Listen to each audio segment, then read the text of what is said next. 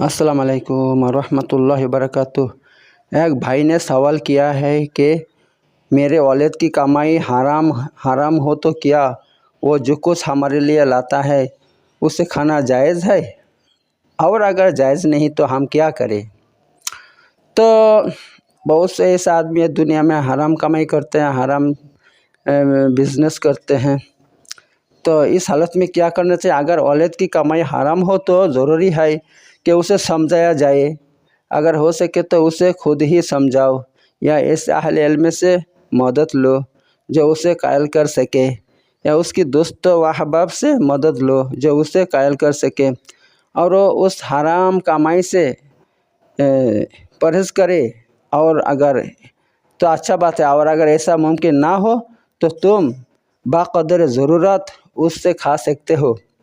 उस हालत में तुम्हें कोई गुनाह नहीं होगा, लेकिन ज़रूरी है कि ज़रूरत से ज़्यादा ना लो, क्योंकि जिसका काम में हराम है उसके हराम कमाई खाना भी हराम है, हराम कमाई खाना भी हराम है।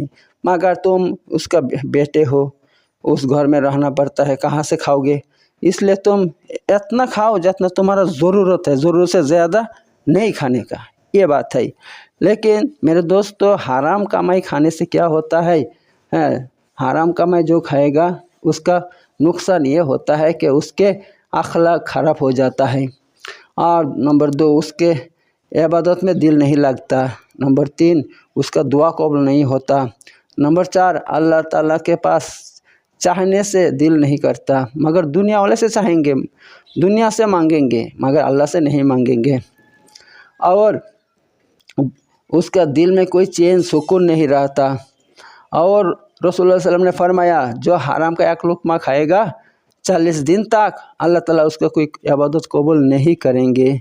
और नंबर 7, जो हराम खाना खा के अपना बदन को परवरिश किया, अपना बदन को पाला, मोटा ताज़ा किया, अल्लाह के रसूल सल्लल्लाहु अलैहि वसल्लम फरमाया उसके लिए जहन्नम हराम है, उसके लिए जन्नत हराम है, यानी वो जन्नत में कभी नहीं जा सकते।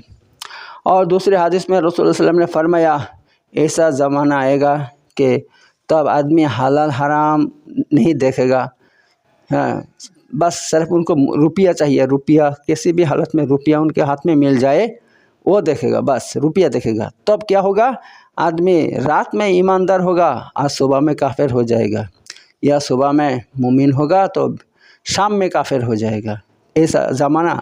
तो मेरे दोस्तों, हलाल की तरफ ज़रूर ध्यान दो।